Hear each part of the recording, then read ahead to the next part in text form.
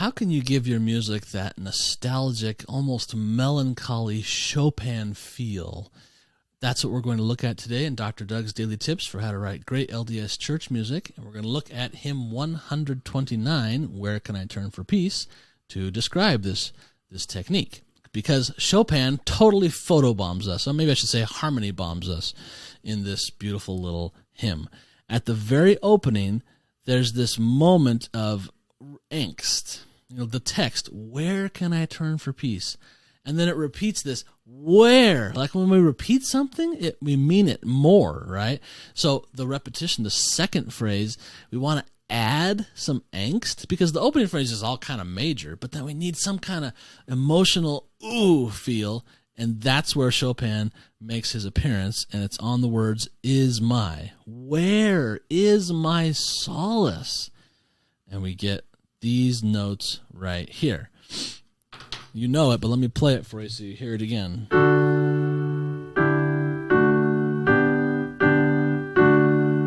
That's all kind of major and almost cheery, because we're kind of just wondering, where can I turn for peace? But now we feel it. Here, right here. Oh yeah. If you're not feeling that, I don't know. You must not be human or something. You must be alien. Because I can't not feel that. So what's happening there? It's the left hand is what's happening. We get this third, F and F sharp and A, that goes down a half step to A flat and F natural, and then down another half step to G and A. So a regular one chord, and then a chord that we can't really analyze. But what's happening, because instead of using normal harmony like the 1 goes to the 4 and the 4 goes to the 5, we're not using that normal circle of fifths kind of harmony. This is what we call linear chromaticism. Whoa, let me break that down. Chromaticism, notes outside of the key. Okay, so the F natural and the A flat, they are not in this key of D major. But how did we arrive at them? Normal chromaticism arrives with typical circle of fifths motion like normal harmony does, where the 1 chord goes to the 4 and the 4 goes to the 5 and so on. That's circle of fifths, normal kind of circular harmony. But this, instead of following any kind of harmonic progression chart, it just takes an interval, this F sharp and A, and linearly, meaning in a line, just takes them in a line down by half step, both of them.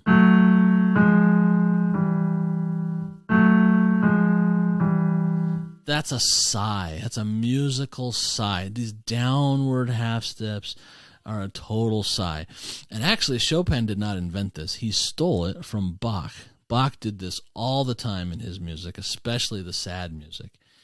He wrote a lot of music about death. Death was a big part of Bach's life. His parents died when he was very young. He was like 9 or 10 years old. And then his first wife died when she was only 35. And 10 of his 20 children died in single digits, even before they turned 5.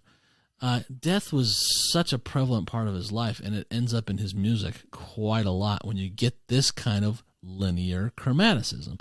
Well, Chopin comes along, and his 2 favorite composers were Mozart and Bach, so you can't help but draw from them. He got all of his very beautiful sense of formal structure from Mozart, and then he got so many emotional powers from Bach. He just recast them in a romantic music framework, which is why we often think of this technique as Chopin, because he took it and ran with it and used it all the time.